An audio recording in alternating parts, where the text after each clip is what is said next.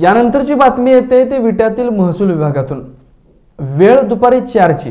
खानापूर आटपाडी मतदारसंघाचे विद्यमान आमदार अनिल बाबर हे थेट तहसीलदार ऑफिसमध्ये पोहोचतात आणि तिथं दोनच कर्मचारी पाहून संतापतात। ते का संतापतात खरं तर ते ऐकल्यावर आपणही संतापून जाऊ। चला तर मग पाहूयात काय घडलं या ठिकाणी।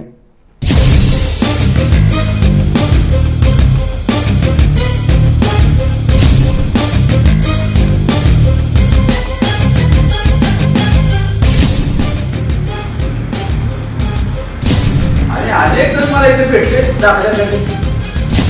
अनेक जण मला इथे भेटले दाखल्यासाठी।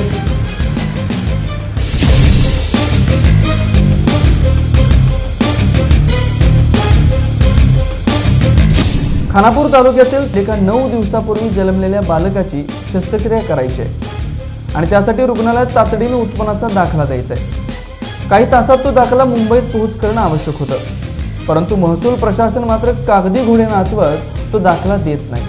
ही बाब आमदार अनिल बाबर यांच्या कानावर पडताच त्यांनी घटनेचे गांभीर्य ओळखलं, हातातील सगळी कामं बाजूला ठेवली आणि थेट तहसील कार्यालय गाठलं।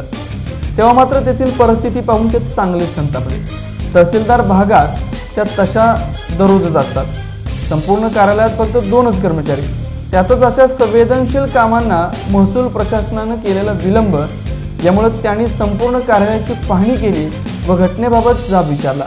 तेव्हा मात्र कर्मचाऱ्यांच्याकडे शब्दही नव्हते। आपल्या कार्यालयाच्या भिंती दगडाच्या आहेत म्हणून मनही दगडाचं करू नका, गोरगरिबांच्यासाठी संवेदनशील बना असे सुनावत आमदारांनी महसूल प्रशासन गतिमान करण्याच्या सूचना केल्या। नोकरीच्या काळात काही कामं आपल्या हातून अशी घडावी, त्या कामामुळे आपल्या आयुष्यात काहीतरी पुण्यकर्म घडल्याची भावना कायम आपणाला सुखावली पाहिजे असं सांगत आमदार बाबर यांनी या दाखल्यासाठी का विलंब होतोय असा प्रश्न केला। तहसीलदार कामानिमित्त भागात गेल्याचे कळताच आमदार बाबर यांनी तहसीलदारांना बाकीचे कामे बाजूला ठेवून हा दाखला देण्याविषयी सांगितलं।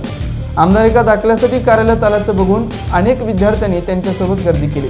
त्यांच्या कामाचा निपटारा करून आमदार बाबर कार्यालयातून बाहेर पडले, मात्र संवेदनशील कामासाठी आमदारांना थेट तहसीलदार कार्यालय गाठावं लागतंय हे दुर्दैवच म्हणावं लागेल। चंद्रकांत जाधव, 7 स्टार न्यूज, विटा।